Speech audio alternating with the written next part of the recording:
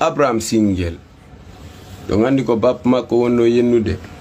o bappa Abraham Singel wana onon fambe Abraham Singel so yenni do Abraham be mawbe almami be yewtube dum labe ko bappa makko ko mawbe handabe menen meden an mimmi ko mi janga ino Qur'an labe mi do andi be fewndo be jogoto no simsung parce que menen ka dude waliya be men jandi kala ko waliyaajo hebi juuduma menen o taliba do fo yimoto ya taw ya be taliba be to joni hande kono min ko burila mapinde dum fo ko mi mawbe Fuuta Jallo no dari wi biddo tanirawo waliyu Ceerno Aliyu Buuba Ndiyam e biddo waliyu Fuuta Jallo o ya no wiya mimmi kondani ma julnata e nde juulirde do Allahu akbar at-takbir inna lillahi wa inna ilayhi rajiun mi fu jib sagatabe jibinande labe sare fu hino moni sabu ngol kongol ko almami on inni way modi labe jamfo to si on innama labe jamfete lande jamfa ko on wiyete jamfa e pular sanani jamfa ko politique e nder Fuuta Jallo fo capital politique Fuuta Jallo ngari ko on to ko labe sare way ko labe sare ko pay sagatabe labe ko jibinabe nder politique ko du wiyete jamfa me tawi enen kala ha kongol hala ngol tawata ka ko kongol ka dengal men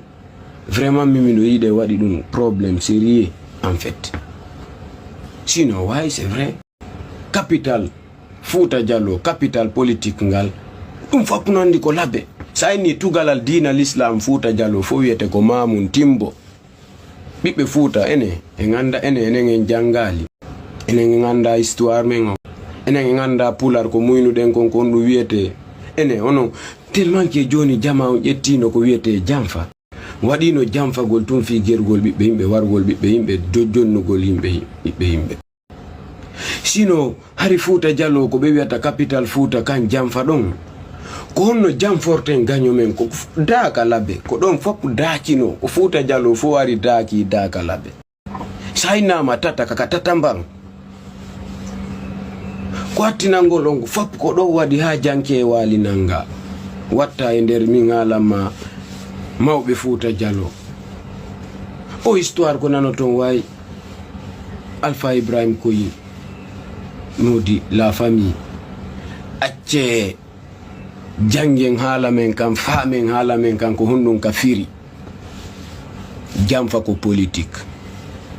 si bani adama inama jamfa saske be wima ko politique joni sengini jamfa ra ko jamfa fi bombe be joni konte ok labe mi wiya don do si ari ka bangal politique pellet be uditunobe o parti afia Dr Saliou Bella ko be labe ko be wonno non vice président FDC be jamfi Sellou Balde o jamfike Alpha Boubacar o jamfike pellet be woni jamfantebe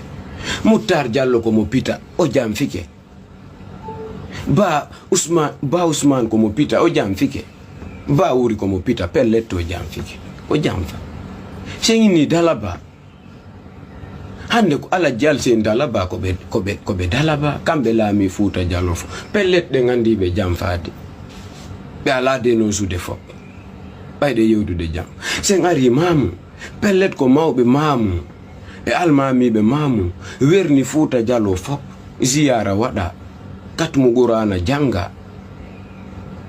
dumbuya en duana pick up je senda mo be hebi oto jamfa be Fuuta jamfama awa terte den dum ko wiete jamfa kon ko politique min ko metti lam fop ko tawde mawbe Fuuta Jallo ngal dudalo ngala jibad hibe wawi jaga denosude wada pellet bibbe Fuuta Jallo warama pellet bibbe Fuuta Jallo violama pellet nini Aliou Bayno soki alaji Sellou Dalen no woli gonga no wallina yaasi galle mun no lanca mawbe membe be arano be denonsi dum don sifano be denonsori do de enen pullo ko pullo tun anduden de way hollude sharia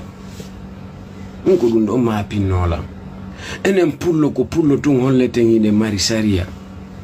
donc si tawno hiwayno nyande musi pullo Fuuta wara ma jiwon pulum viola harabe mawbe men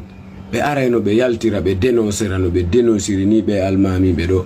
pelletare no ide ngandi way vraiment ko fokkitanno den ko ngen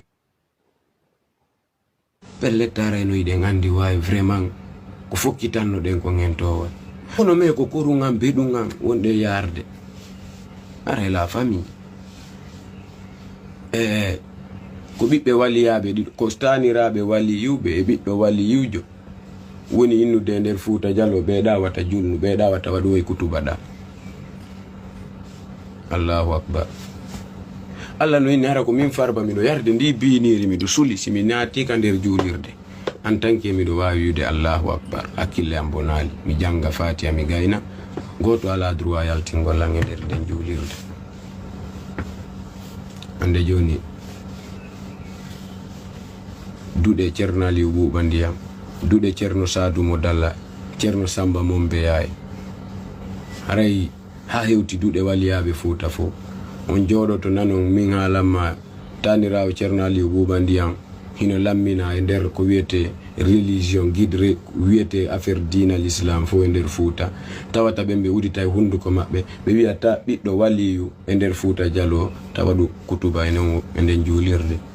hanno be noddabe be tumba ka kay boru be gundo hakkunde mabbe o yewtiri dum do min torki o men jeeji o so yewtiri non nouvelle génération on erreur wadi e ko ngudi hare meden fala yo wadirni wadiron ni hakkunde gandube be da kadi wallahi